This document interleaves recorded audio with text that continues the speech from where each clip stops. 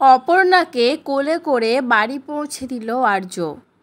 নিজের পূর্বজন্মের কিছু স্মৃতি মনে পড়তেই আর্যর কোলে ঢলে পড়ল অপর্ণা। তো পুরোটা জানতে ভিডিওটিতে লাইক দিয়ে চ্যানেলটা সাবস্ক্রাইব করে দেখতে থাকুন।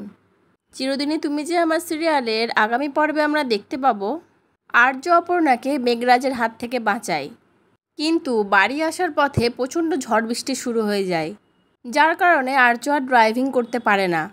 তারা সেখানে থেমে একটা বাড়ির মধ্যে ঢোকে, যেটা হচ্ছে পরিত্যক্ত বাড়ি, যেটাতে কেউ থাকে না। অপর্ণা তখন ভিতরে ঢুকে চারপাশটা দেখতে থাকে ভালো করে। এমনভাবে দেখতে দেখতে হঠাৎ করে একটা ছবির ফ্রেম অপর্ণার পায়ের কাছে এসে পড়ে।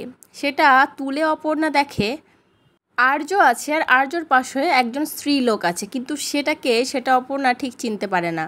কিন্তু সেই ছবির ফ্রেমটা দেখে অপর্ণার পূর্বজন্মের কিছু স্মৃতি মনে পড়ে যায়, আর অপর্ণার মনে হতে থাকে সেই ছবিতে থাকা মহিলাটা ও মনে হয় নিজেই।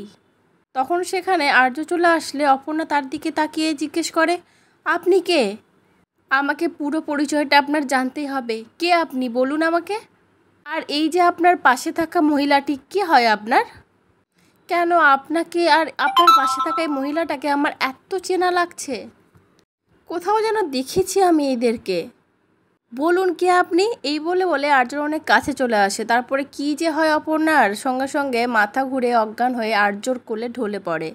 আর্য পুরো ঘাবড়ে যায়, বলে যে অপর্ণা কি হলো, কি হলো, তোমার অজ্ঞান হয়ে গেলে কেন, কি হয়েছে, ওঠো তুমি। অপর্ণা তখন অজ্ঞান হয়ে পড়ে থাকে। তাহলে কি এবার অপর্ণার পুরানো জন্মের কোনো স্মৃতি মনে পড়ে যাবে, নাকি অপর্ণার জ্ঞান ফেরার পর আবার সবটা স্বাভাবিক হয়ে যাবে? পরবর্তী আপডেট নিয়ে তাড়াতাড়ি আসছি, সঙ্গে থেকো, সাথে থেকো, চ্যানেলটা সাবস্ক্রাইব করে দিও। ধন্যবাদ।